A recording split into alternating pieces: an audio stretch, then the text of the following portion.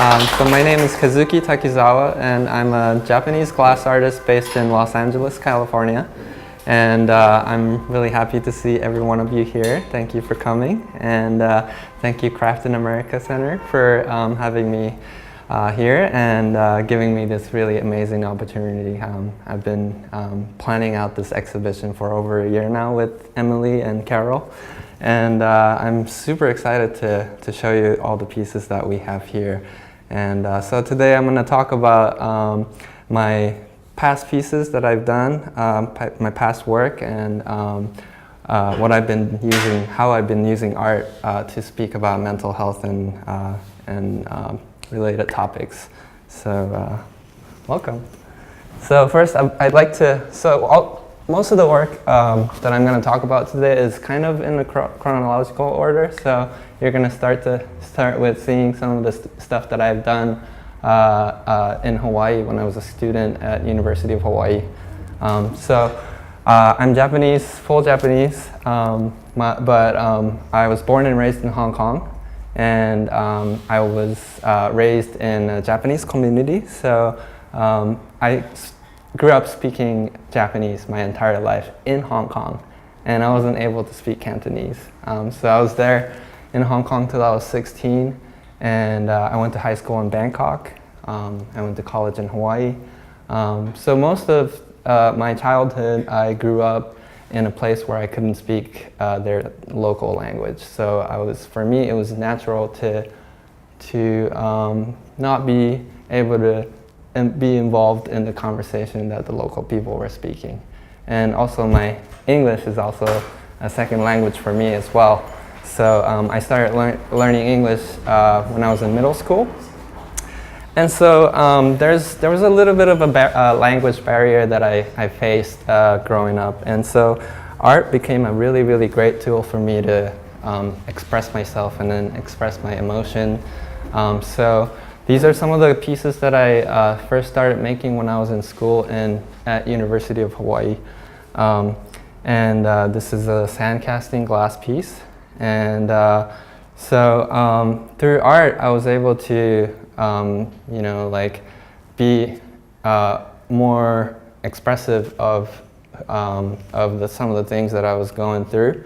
And it was great because I create art, and then I'll have to speak about the art because it was like art school, art major. So I have to speak about what I made and critique. And so it also gave me a chance to learn more about myself, and I went through a lot of self-discovery through just being expressive through art.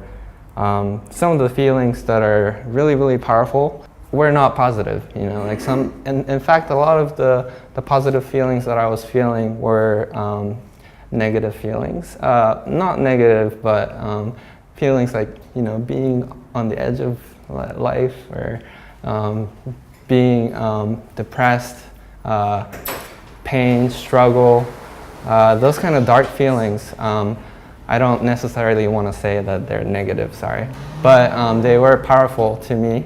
So these are all the works that I've been doing at the University of Hawaii. I also have cultural ideas that I work with that kind of play into my art. So some of the expression from Japan, Japanese language, we say we grow roots on the ground, and that kind of is you're rooted to the ground.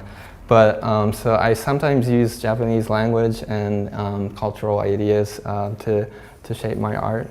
I love using different material to kind of express different feelings. What's the scale on it? This one was about not 6, maybe 4 feet wide. Sorry, not this one. I'm looking at this picture. But it was a bronze casting piece on the right here, and there's a glass core that's encased within this rock that I made out of bronze. So some of these, a lot of the pieces that I make sculpture kind of tells stories, and that's kind of why I really love doing this as a living. So at one point in my life, when I was a student at University of Hawaii, I was learning more about myself. I was going through some tough time, and my girlfriend at the time said, I think you need to go to therapy. And I got really mad. My first reaction was, me? I'm not depressed. I'm like, what's depression? So I came from an Asian background. I was raised in a Japanese family, and we don't really talk about our emotions that much, especially when it's negative, like depression. And I think it's purely because, mostly because we don't understand it. We didn't understand it. And so through therapy, I started going to therapy when I was cool, and I started learning more about myself, and I started learning more about, how depression, therapy, mental illness, all those things have stigma built around it, and there's a certain amount of like, don't talk about it. Like, if you're depressed, just say you have a headache and don't go to work. Like, what people can't say, I'm depressed, so I'm not going to work. People are gonna think like, ooh, you're depressed, like, So I learned about that stigma, and I also learned more about myself. At this point, I was diagnosed with bipolar disorder, and through art, I've been telling people that I have bipolar disorder, and like my experience with having that illness. So this piece here, there's a ridiculous smile that's carved on the outside. It was a smile that that was inspired by the Jack in the Box toy, that thing that pops out and like smiles at you and scares you. And also there's a second. If you look at the contour of the form here, there's a second face. This is the nose, this is the mouth. And then it's being submerged into this black water. And so I was playing around with the idea of surface appearance versus inner self. This piece also sways sideways, kind of showing the confusion and stuff that I was going through. So I kind of want to talk about a little bit about bipolar disorder. It's a mental illness characterized by having episodes of mania, where you're like all dancing and talking fast, and also episodes of depression, when you're feeling down and then low on energy, lose interest on things, and also you feel like when you're in mania, stage of mania, you feel like you're like a Superman, you feel like you have an idea that you can do anything. And so it seems like a good thing, but you have to control it very, well, otherwise it'll control you. So cultural background, cultural ideas. This is a paper crane. If you're Japanese, you probably know what it is. But we, in our culture, sometimes we fold 1,000 paper cranes and make it into a bundle and give it to somebody who's ill, or when you're trying to make something like a really big wish come true. So I really wanted to become a glassblower, and so this piece is called The Dreamer. And I made a nest out of 1,000 hand-folded paper cranes that was watercolored, and I made an egg, glass egg. I like using elements from nature in my work. Specifically, I was really drawn to seashells for its kind of like its meaning, for its protective barrier for like a single life. And I felt kind of like a resemblance between like myself encasing myself in this little barrier from protecting from the outside world. And I love that all the shells have different colors. They can be in the same species, and they're like so bright in color, and they're so different. And so that made me kind of reminded me of like how each of us are. Like we have our own shell, and we protect ourselves for survival, but we have, lots of beautiful things, colors within us. And so this sparked me to make this installation art. This is called Auric shelter. And so this is when you start seeing some colors in my work, and you're going to see some like positive changes within myself as well. And so I was reading about color therapy or chromotherapy. It's a therapy using colored light cast on your body. So I was reading about that, and I found out that in chromotherapy you cast green light on your body first to open up the absorption for the next color to be shed onto you, and then purple and bluish tint colors are known for stress. It's a stress relieving quality. So I made this structure out of steel and 300 custom colored plexiglass. And yeah, this was my honors thesis at the University of Hawaii, and I put it up during the finals week when I thought everybody was most stressed. And I stayed up for about 5 days to make this, and I would never do it again. I can very strongly say that I would never do it again. But like I put it up for people to go in, and I was hoping that people can kind of experience this shell protective auric structure or solarium. I was so stressed out by the time I got done making it, and I was the first one to go in it. Sometimes I think it's like my childhood memory that shapes my art pieces. So I think this one is the last piece from the school. So some of the shaping for art happens consciously and unconsciously, I think. And then I reflect back, and I'm like, oh, that's what I was trying to do, or that's what I was doing. And so this piece, I actually it was a glass egg that I dropped from a bridge, and the cloth is the distance of the fall from the bridge.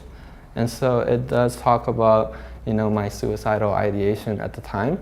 And what I love about this piece is, of course, the glass egg shattered into millions of pieces, and I took individual pieces and I glued them back together. I'm sorry. So it's like not the same, like it's like you got shattered, and then sorry, and then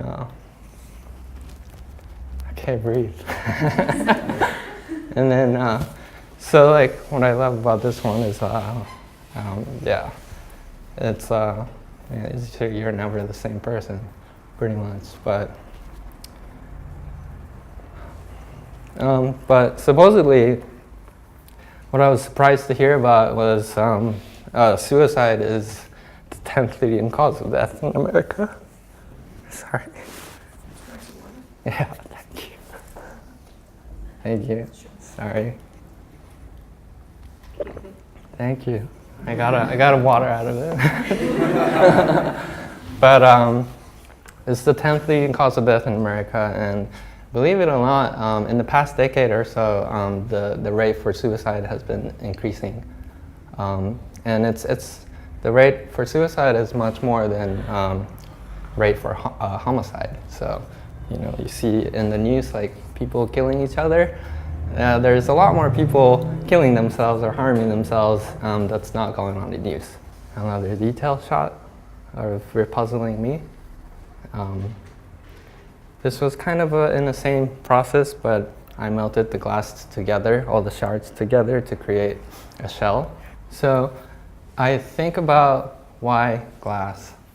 Well, it's like, it's hot and it's moving and it's exciting, and so of course, why not? But sculpturally, I think it's one of the challenging mediums to work and be expressive, because it's such a craft-oriented art form, and it's easy for you to be immersed in a technique, refining your technique. And there's a lot of techniques you can learn, and you can take a lifetime and just perfect your craft. So I was looking at glass from the past, and you know, they start, the glass pieces that they started with, it was little tiny perfume bottles that the Egyptians made in like 2,000, 3,000 years ago. Sorry, I'm not good with history, so I don't know the dates exactly.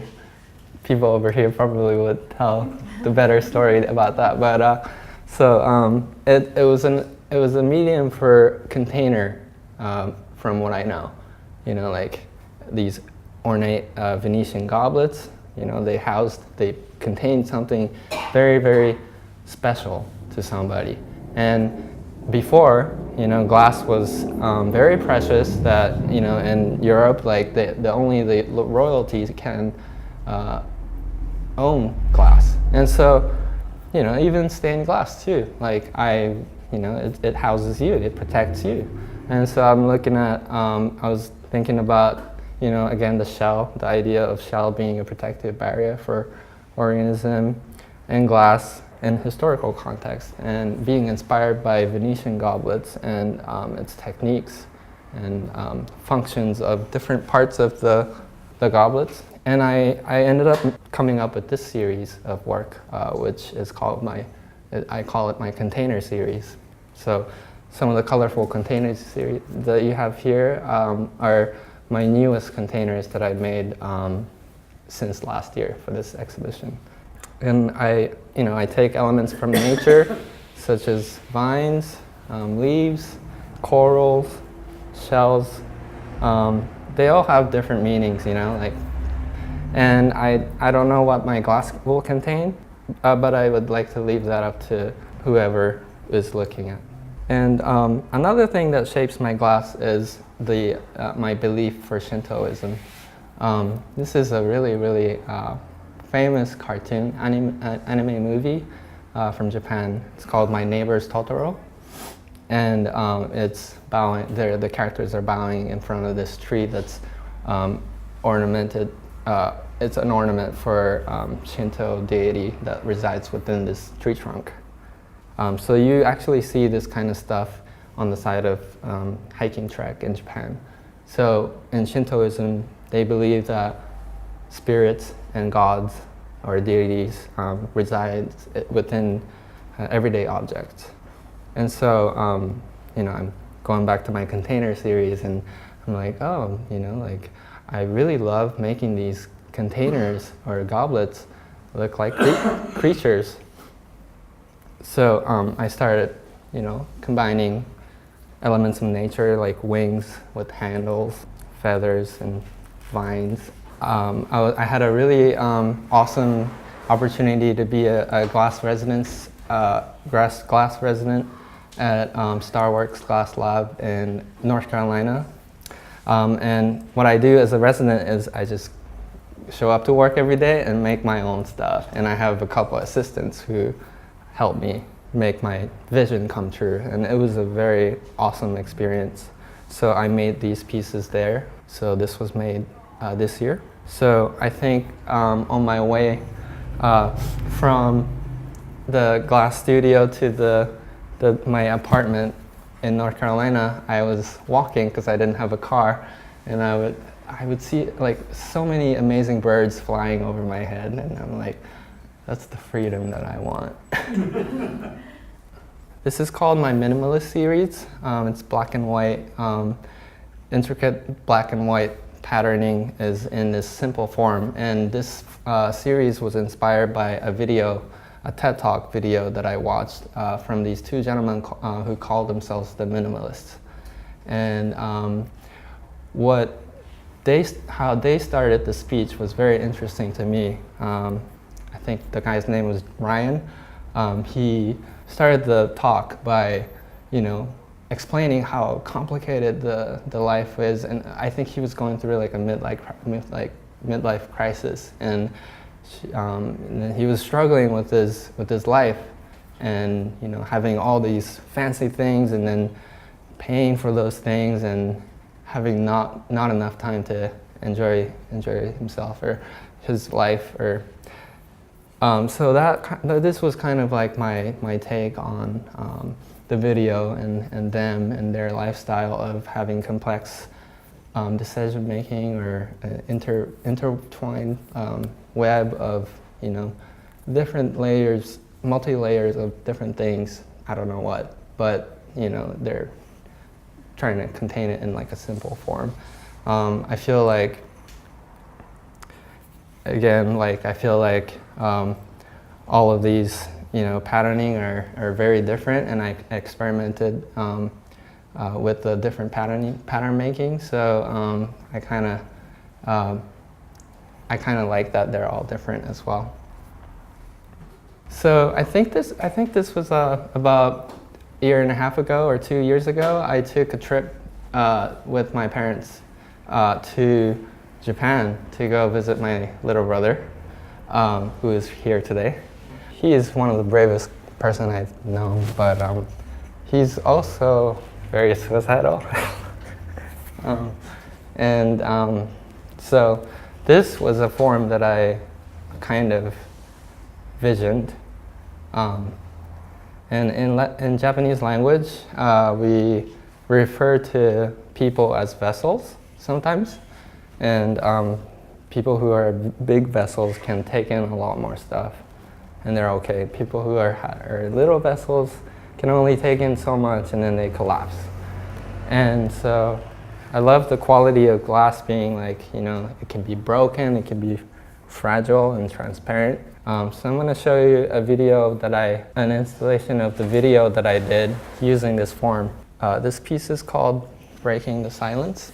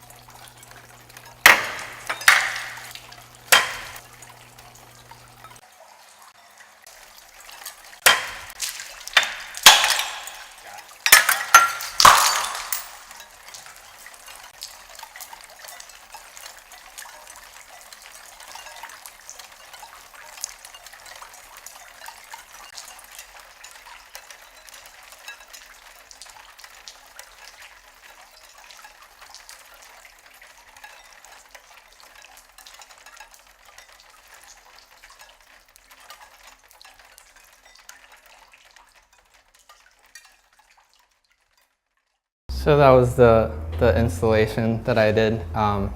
This was in Star Works as well in North Carolina.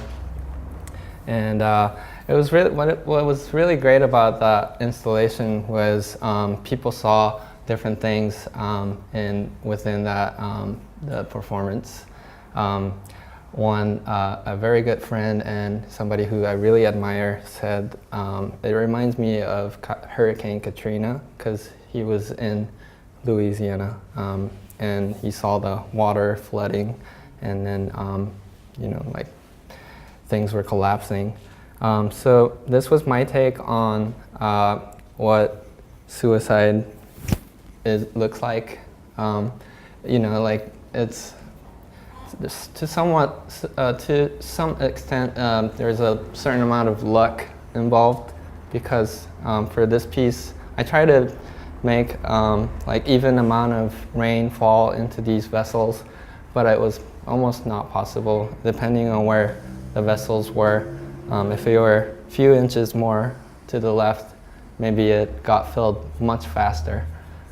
It also had the domino effect, which is very true with suicide. Statistics says that if you have somebody who's close to you die by suicide, you're more likely statistically to die by suicide. And also, if you're younger age, like if you're in high school, then your classmate or your people who are in your grade or in the same school can really impact their life. I don't know, I still try to kind of express the beauty throughout this maybe struggle, because I feel like life is beautiful. Another installation that I did, if you guys are interested, I'll show you the video later. But it was a most recent installation that I did, and it's called In Between Light and Shadow. And this project was simply about just making glass installation to convey simple idea, which is to shed light onto something that it's very difficult to see. And for me, mental illness is very difficult to understand. And so I hung maybe 1,100 really thin shards that are really almost invisible to you in your bare eye. And this was a very difficult piece to photograph. It's casting a really large shadow on the wall. It just kind of shows you, it showed me by lighting something differently, you can make something become real. And so the glass is a representation of what's in between one's darkness and at the light at the end of the tunnel. So I've been very fortunate to have the opportunity to be a counselor at National Suicide Prevention Lifeline, and I volunteer my time 4 hours a week listening to those who are suicidal and who are in need. It's a really awesome facility in LA. It's called D.D. Hurst Mental Health Services. There's also other resources that I can share with you if you're interested. There's a lot of things you can learn about mental health and suicide and stuff like that. Thank you very much.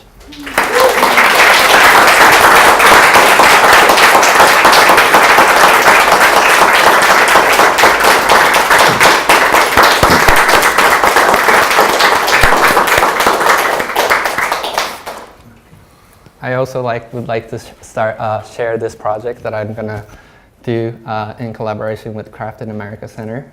So if you go to Instagram and hashtag this with anything that you see here or anything that you see in the world out there with art and mental health, please post here.